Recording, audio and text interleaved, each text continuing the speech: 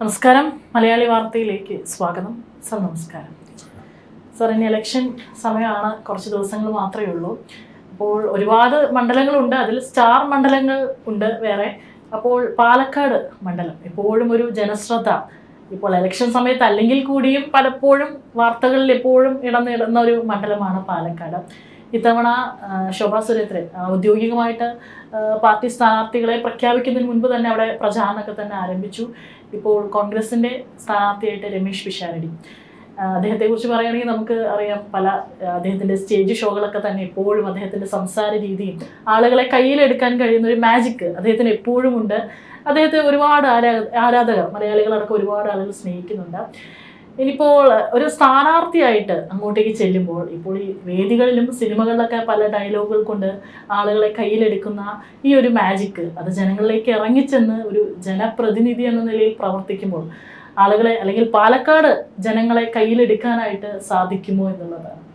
അതൊരു വലിയ ചോദ്യമാണ്. കാരണം ശോഭാ സുരേന്ദ്രൻ അവിടെ ആ മണ്ഡലത്തിൽ വളരെ സുപരിചിതയാണ്.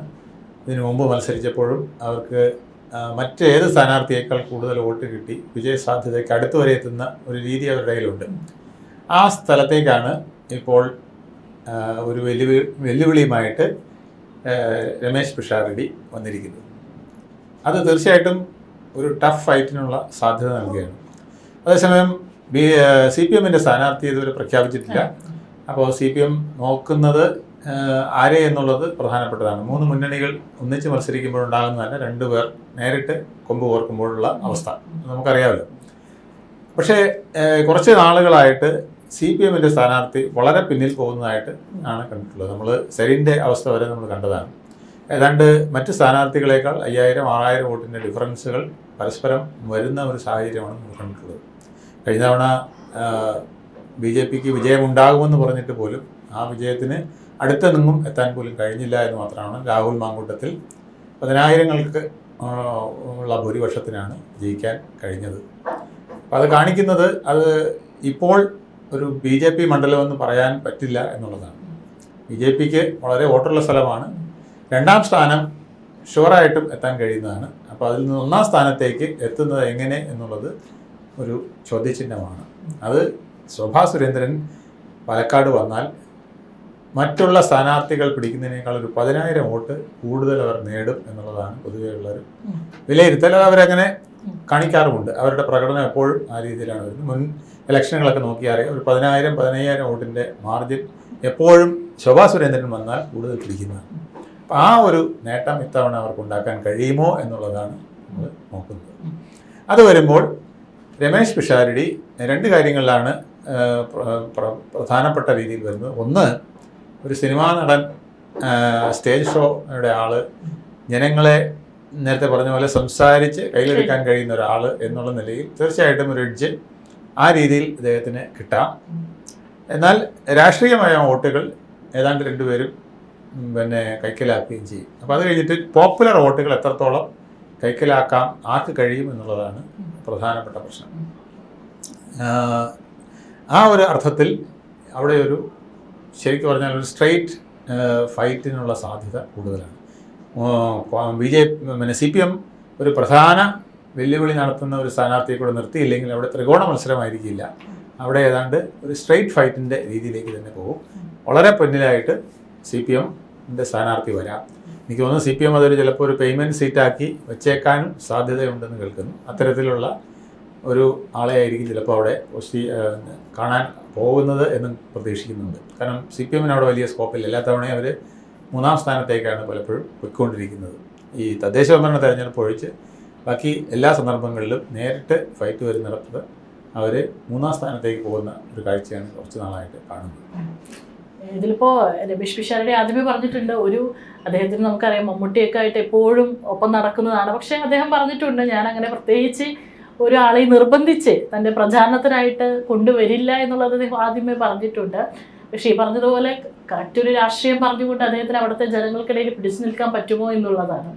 അത് ഇപ്പോൾ മമ്മൂട്ടിയെ പോലുള്ളവർ ഇപ്പോൾ വളരെ അവർക്കൊക്കെ അറിയാം, അവരുടെ ആ സെലിബ്രിറ്റി റാങ്ക് എന്ന് പറയുന്നത് രാഷ്ട്രീയത്തിന് അടിയറ വയ്ക്കാൻ ഉള്ളതല്ല എന്ന് അവർക്ക് തോന്നിയിട്ടുണ്ട്. അതുകൊണ്ട് ഒരു പക്ഷേ മമ്മൂട്ടിയൊന്നും ഇത്തവണ ആർക്കും വേണ്ടി പ്രചരണത്തിന് ഇറങ്ങുമെന്ന് എനിക്ക് തോന്നുന്നില്ല. കാരണം അദ്ദേഹം വയനാട് വന്നപ്പോൾ നമ്മൾ കണ്ടതാണല്ലോ. വയനാട് ശരിക്കും പറഞ്ഞാൽ LDFന്റെ ഒരു ആവശ്യപ്രകാരമായിരിക്കും അദ്ദേഹം വന്നത്. പക്ഷേ അദ്ദേഹം പറഞ്ഞു, മോഹൻലാലിനെ പോലെ ഞാൻ നേരിട്ട് വന്ന് ഒരു LDF പ്രചരണത്തിന് തയ്യാറല്ല, ഞാൻ ആ സ്ഥലം വന്ന് കാണുമ്പോൾ നിങ്ങൾക്ക് വേണമെങ്കിൽ അത് എൻ്റെ അഭിപ്രായം ഞാൻ പറയും, അത് നിങ്ങൾക്ക് വേണമെങ്കിൽ ഉപയോഗിക്കാമെന്നുള്ള രീതിയിൽ ചെയ്തിരിക്കാമെന്നാണ് പൊതുവെ അനുമാനിക്കുന്നത്. പക്ഷേ എന്നിട്ട് പോലും അവിടെ ഒരു ഇടതുപക്ഷത്തിൻ്റെ ജില്ലാ സെക്രട്ടറി അദ്ദേഹത്തിൻ്റെ കൂടെ കൂടി കാര്യങ്ങൾ വിവരിച്ചൊക്കെ നിന്നപ്പോൾ അദ്ദേഹം അതിനെ പ്രതിഷേധിക്കുന്നത് നമ്മൾ കണ്ടതാണ്. അപ്പം അവരെ സംബന്ധിച്ചിടത്തോളം ഒരു സ്ട്രെയിറ്റ് ആയിട്ടൊരു റെക്കമെൻഡേഷന് വരുമെന്ന് എനിക്ക് തോന്നുന്നില്ല ഇത്തവണ.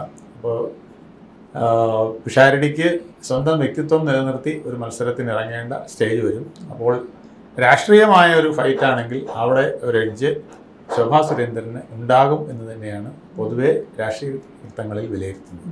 ശോഭാ സുരേന്ദ്രനെ അത്തരത്തിൽ തോൽപ്പിക്കാനായിട്ട് പെട്ടെന്ന് ഒരു സിനിമാ താരം അല്ലെങ്കിൽ സിനിമാ നടൻ എന്നുള്ള ഒരു ഇമേജ് വെച്ചിട്ട് മാത്രം കഴിയില്ല. അതിനപ്പുറം എന്ത് പെർഫോമൻസ് അവിടെ പിഷാരടിക്ക് കൊടുക്കാൻ കഴിയും എന്നുള്ളത് വളരെ പ്രധാനപ്പെട്ട കാര്യമാണ്. എങ്കിൽ മാത്രമേ ആ ഫൈറ്റിനൊരു വല്ലാത്തൊരു എഡ്ജ് ഉണ്ടാക്കാൻ കഴിയുകയുള്ളൂ. അതല്ലെങ്കിൽ ഒരു എഡ്ജ് ശോഭാ സുരേന്ദ്രന് തന്നെ നിലനിൽക്കും. അവർ ആ മണ്ഡലത്തിൽ അത്രത്തോളം ഡീപ്പായിട്ട് പോയി പ്രവർത്തിക്കുന്ന ആളാണ്. പിന്നെ അവർ പല മണ്ഡലങ്ങളിലും മത്സരിച്ച് പലപ്പോഴും സാഹസികമായി നിന്ന് BJPക്ക് വോട്ട് പിടിച്ചു കൊടുത്ത് അവസാനം തോൽക്കുന്ന സാഹചര്യം ഉണ്ടായിട്ടുണ്ട്. അതുകൊണ്ട് BJP പ്രവർത്തകർ എങ്ങനെയും ശോഭേച്ചിയെ വിജയിപ്പിക്കണം എന്ന് പറഞ്ഞ് സജീവമായിട്ട് രംഗത്തിറങ്ങുന്ന ഒരു കാഴ്ചയും കാണാനുണ്ട്. അവരുടെ എല്ലാം പ്രവർത്തനം അത്രത്തോളം സജീവമാണ്. പക്ഷേ കൃഷ്ണകുമാറിനെ അതെ, കൃഷ്ണകുമാറിന് ഉണ്ടായ പോലെ ചില വൻ പരാജയങ്ങൾ അവിടെ എന്തായാലും ശോഭയ്ക്കുണ്ടാകാൻ നിവൃത്തിയില്ല. കാരണം കൃഷ്ണകുമാറിന് ഒരുപാട് എതിർപ്പൊക്കെയുള്ള കാര്യങ്ങൾ പലതും അവിടെ വന്നു ഭവിച്ചിട്ടുണ്ട്. അദ്ദേഹത്തിൻ്റെ നേരിട്ടുള്ള കാരണങ്ങളാൽ, ഭാര്യ കാരണവും ഒക്കെ പല കാരണങ്ങളാൽ അവിടെ ചില പ്രശ്നങ്ങൾ, ചില ബുദ്ധിമുട്ടുകളൊക്കെ അദ്ദേഹത്തിന് വന്നിട്ടുണ്ട്. അതിൽ ചില അസംതൃപ്തിയുള്ളവരും അവിടെ ഉള്ളതായിട്ട് നമ്മൾ കണ്ടിട്ടുണ്ട്. പക്ഷേ ആ വക യാതൊരു കാര്യവും ശോഭാ സുരേന്ദ്രന് വരാൻ കാര്യമില്ല. അതുകൊണ്ട് ഒരു പോളറൈസേഷനുള്ള സാധ്യത വളരെ കൂടുതലാണ്. പക്ഷേ മുസ്ലിം വോട്ടുകൾ വളരെ നിർണായകമാണ്. മുസ്ലിം വോട്ടുകൾ യാതൊരു കാരണവശാലും വലിയ BJPയുടെ സൈഡിലേക്ക് വരാൻ സാധ്യതയില്ല എന്നുള്ളത് പിഷാരടിക്ക് കുറച്ച് സേഫ് വോട്ടുകൾ അവിടെ നിലനിൽക്കുന്നുണ്ട്. അതുപോലെ സാർ ഇപ്പോൾ രമേശ് പിഷാരടിയുടെ കാര്യം പറഞ്ഞു. അതുപോലെ തന്നെയാണ് 2020. ഇപ്പോൾ 2020 BJP NDA സഖ്യമായിട്ട് ചേരുന്നു എന്ന് പറഞ്ഞത് വലിയൊരു ഞെട്ടലായിരുന്നു ആ ഒരു വാർത്ത വന്നപ്പോൾ. ഇപ്പോൾ അവരുടെ സ്ഥാനാർത്ഥികളെ പ്രഖ്യാപിക്കുമ്പോൾ ഒരു സെലിബ്രിറ്റി സ്റ്റാറ്റസ് ഉള്ള ആളുകളെയാണ് കൊണ്ടുവരുന്നത്. ഇപ്പോൾ അവരുടെ 3 സ്ഥാനാർത്ഥികളാണ് വീണ നായർ, അഞ്ജലി നായർ, ലക്ഷ്മി പ്രിയ. ഈ 3 പേരെ എപ്പോഴും പലപ്പോഴും കണ്ടിട്ടുണ്ട് ബിഗ് ബോസിലടക്കം പോയിട്ടുള്ള ഒരു സെലിബ്രിറ്റി സ്റ്റാറ്റസോട് കൂടി നിൽക്കുന്നതാണ് ഈ 3. അപ്പോൾ ഇങ്ങനെ അഖിൽ മാരാറ്. അപ്പോൾ ഇങ്ങനെ ഈ ഒരു ട്രെൻഡ് ഇപ്പോൾ അത് രാഷ്ട്രീയത്തിൽ പയറ്റുകയാണ്. ഇപ്പോൾ 2020യും പയറ്റുകയാണ്. അതെന്തുകൊണ്ടാണ് ഇത്തരത്തിലൊരു അത് ജെൻസി വിഭാഗം പൊതുവെ രാഷ്ട്രീയത്തിനോടും ഈ കടും കട്ടിയായ രാഷ്ട്രീയക്കാരോടും വലിയ തൃപ്തിയില്ലാതായിരിക്കുന്നു എന്നുള്ളത് പണ്ടത്തെ സിനിമയിൽ വലിയൊരു കറുത്ത പേഴ്സും പേനയൊക്കെ വെച്ച് നടക്കുന്ന ഒരു ടിപ്പിക്കൽ രാഷ്ട്രീയക്കാരനെ, ആ രാഷ്ട്രീയക്കാരനെ, അവരുടെ ടിപ്പിക്കൽ രാഷ്ട്രീയ ഡയലോഗിനെ ഒക്കെ ജനങ്ങൾ മടുത്തു കഴിഞ്ഞിരിക്കുന്നു. പ്രത്യേകിച്ച് യുവാക്കൾ മടുത്തു കഴിഞ്ഞിരിക്കുന്നു. അവർക്ക് ഒന്നുകിൽ നരേന്ദ്രമോദിയെ പോലെയൊക്കെ വലിയ വികസനം പറഞ്ഞ് അവരുടെ ജീവിതത്തിന് തന്നെ വഴിത്തിരിവാകുന്ന ചില വ്യക്തിത്വങ്ങളുണ്ട്. ഇപ്പം രാജീവ് ചന്ദ്രശേഖർക്കുള്ളൊരു ഗുണം അതാണ്. അദ്ദേഹത്തിന് ജനങ്ങളുടെ ഇടയിലേക്ക് പോകുമ്പോൾ ഒരു വികസന നായകൻ എന്ന് പറയാൻ കഴിയുന്ന ചില പ്രവർത്തികൾ അദ്ദേഹത്തിൻ്റെ ഭാഗത്ത് നിന്ന് വരാറുണ്ട്. അതൊക്കെ അദ്ദേഹത്തിന് ഗുണമായി പലപ്പോഴും ഭവിച്ചിട്ടുണ്ട്. അപ്പം അതുപോലെ ജൻസികൾക്ക് ഒന്നുകിൽ ഡയറക്റ്റായിട്ട് വന്നവർക്ക് വികസനം പറഞ്ഞ് അവരുടെ ഭാവിയെ നിർണ്ണയിക്കുന്ന ചില കാര്യങ്ങളിലേക്ക് മുൻകൂട്ടി പ്രവചിച്ച് പ്രവർത്തിക്കാൻ കഴിയുന്നവരാണെന്ന് അവർക്ക് തോന്നിയാൽ ചിലപ്പോൾ വോട്ട് ചെയ്തേക്കാം. അല്ലെങ്കിൽ ടിപ്പിക്കൽ രാഷ്ട്രീയക്കാരനെ തട്ടുപൊളിപ്പും പ്രസംഗം നടത്തുന്നവരെയൊന്നും ജൻസികൾ സ്വീകരിക്കാറില്ല എന്നുള്ളതാണ്. അപ്പം അതുകൊണ്ടാണ് സിനിമാ താരങ്ങളെയൊക്കെ തേടി പലരും പോകുന്നത്. പക്ഷെ അതത്ര അഭിലഷണീയമാണോ എന്ന് ചോദിച്ചാൽ തീർച്ചയായിട്ടും അഭിലഷണീയമല്ല. അത് കാരണം അവർക്ക് ഒക്കെ രാഷ്ട്രീയത്തിൽ പ്രശോഭിക്കുന്നതിന് ഒരുപാട് ബുദ്ധിമുട്ടുകളുണ്ട്. അല്ലെങ്കിൽ അവരുടെ പ്രൊഫഷൻ മാറ്റി വെച്ചിട്ട് രാഷ്ട്രീയത്തിൽ നിൽക്കാൻ, ജനപ്രതിനിധിയായിട്ട് നിൽക്കാനൊക്കെ അവർക്ക് കഴിയണം. എങ്കിൽ മാത്രമേ അവർക്ക് അത്തരത്തിൽ നിൽക്കാൻ കഴിയൂ. ഇപ്പോൾ സുരേഷ് ഗോപിയെ തന്നെ അറിയാമല്ലോ, സിനിമയിൽ അഭിനയിക്കാൻ പോയാൽ തീർച്ചയായിട്ടും പ്രവർത്തനം നടക്കില്ല. അവസാനം പിന്നെ സിനിമയിൽ അഭിനയിക്കാൻ ഞാൻ പോകുന്നു എന്ന് പറഞ്ഞ് ഇറങ്ങിയപ്പോൾ പോലും അമിത്ഷാ സ്ട്രിക്റ്റായിട്ട് പറഞ്ഞു എന്നാണ് പറഞ്ഞ് 4 ദിവസം കേന്ദ്രമന്ത്രി എന്നുള്ള നിലയ്ക്ക് ഡൽഹിയിൽ കാണണം, 3 ദിവസം നിങ്ങൾ മണ്ഡലത്തിലും കാണണം എങ്കിലേ രാഷ്ട്രീയക്കാരനായിട്ട് പ്രവർത്തിക്കാനൊക്കൂ, കേന്ദ്രമന്ത്രിയും രാഷ്ട്രീയക്കാരനായിട്ട് പ്രവർത്തിക്കാനൊക്കൂ എന്ന് അമിത്ഷാ വളരെ സ്ട്രോങ് ആയിട്ട് നിഷ്കർഷിച്ചതായിട്ട് കേട്ടിട്ടുണ്ട്. അപ്പം അതുപോലെ സിനിമാ താരങ്ങൾ രാഷ്ട്രീയത്തിൽ ഇറങ്ങുമ്പോൾ സിനിമാ പ്രവർത്തനം മാറ്റിവെക്കേണ്ടി വരും, എന്നിട്ട് ജനപ്രതിനിധികളുടെ പ്രശ്നങ്ങളുമായിട്ട് ഇടപഴകേണ്ടി വരും തിരഞ്ഞെടുക്കപ്പെട്ടാൽ. മാത്രമല്ല ഈ ജനങ്ങള് ഈ സിനിമകളിലും അല്ലെങ്കിൽ അങ്ങനെ കണ്ടു പഴകിയിട്ടുള്ള ഒരു രൂപമായിരിക്കും അവർക്ക്. അല്ലാതെ അതിലുപരി അവരുടെ ഒരു വ്യക്തി സ്വഭാവത്തെ കുറിച്ച് ഒരു കാഴ്ചപ്പാടും അല്ലെങ്കിൽ അതിനെക്കുറിച്ച് ഒരു അറിവും സാധാരണക്കാരായിട്ടുള്ള ജനങ്ങൾക്ക് ഉണ്ടാകില്ല. തീർച്ചയായിട്ടും അപ്പോൾ ആ ഒരു വിഷയം വരുമ്പോൾ ജനങ്ങൾ തന്നെയാണ് തീരുമാനിക്കേണ്ടത്. കാരണം അല്ലാതെ മറ്റുള്ള രാഷ്ട്രീയക്കാരെ സംബന്ധിച്ച്, മറ്റുള്ള രാഷ്ട്രീയക്കാരാണെങ്കിൽ നമുക്ക് എപ്പോഴും നമ്മുടെ ആ ഒരു ഭാഗങ്ങളിലൊക്കെ കാണാം, പല കല്യാണങ്ങൾ നടക്കുമ്പോൾ ഈ രാഷ്ട്രീയക്കാരെ കാണാം, അതുപോലെ തന്നെ എന്തെങ്കിലും ഒരു മരണം നടന്നിട്ടുള്ള വീടുകളിൽ കാണാം. പക്ഷേ അങ്ങനെ ഒരു ഇതിൽ നിന്ന് മാറുമ്പോൾ സാറ് പറഞ്ഞതുപോലെ ഇപ്പോഴത്തെ ഒരു തലമുറ ഈ പറഞ്ഞതുപോലെ ഇത്തരത്തിലുള്ള ആളുകളെ, ടിപ്പിക്കൽ ഒരു രാഷ്ട്രീയ കുപ്പായക്കാരെ ആളുകൾ അവർ അത്ര സ്നേഹിച്ചെന്ന് വരില്ല. പക്ഷേ ഇങ്ങനൊരു സെലിബ്രിറ്റി സ്റ്റാറ്റസ് ആയിട്ട് വരുമ്പോൾ ഇനി ജനം എന്താണ് ഈ ഒരു തീരുമാനിക്കുന്നത് എന്നുള്ളത് നമുക്ക് കാത്തിരുന്ന് കാണാം. തീർച്ചയായിട്ടും പാലക്കാട് സാറ് പറഞ്ഞ പോലെ ഒരു ശക്തമായിട്ടുള്ള ഒരു പോരാട്ടം തന്നെ നടക്കുന്ന ഒരു മണ്ഡലമാണ്. പ്രത്യേകിച്ച് കോൺഗ്രസിന് അല്പം പണിയെടുക്കേണ്ടി വരും കൂടുതൽ. കാരണം രാഹുൽ മാങ്കൂട്ടത്തിലെതിരെ വരുന്നിട്ടുള്ള ആരോപണങ്ങളൊക്കെ തന്നെയുണ്ട്. ഇന്ന് രമേശ് പിഷാരടി എന്ന് അദ്ദേഹം പ്രതികരിക്കുമ്പോൾ പറഞ്ഞിരുന്നു, ഞാൻ രാഹുലിനെ വിളിച്ചിരുന്നു എന്ന് പറയുന്നുണ്ടായിരുന്നു.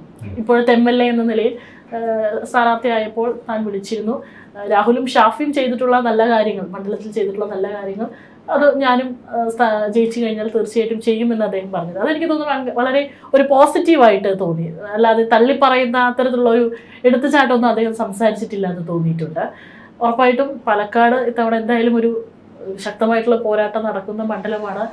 ആർക്കൊപ്പം പാലക്കാട് നിൽക്കും എന്നുള്ളത് നമുക്ക് തീർച്ചയായിട്ടും ഏപ്രിൽ 9 ജനം വിധി എഴുതും. ഇനി പെട്ടി തുറക്കുമ്പോൾ അറിയാലോ സാർ. തീർച്ചയായിട്ടും അങ്ങനെ കുറെ മണ്ഡലങ്ങളുണ്ട്, അതിലൊന്നാണ് പാലക്കാട് മണ്ഡലം. എന്തായാലും പാലക്കാട് എന്ത് സംഭവിക്കും എന്നുള്ളത് നമുക്ക് കാത്തിരുന്ന് തന്നെ കാണാം. നമസ്കാരം.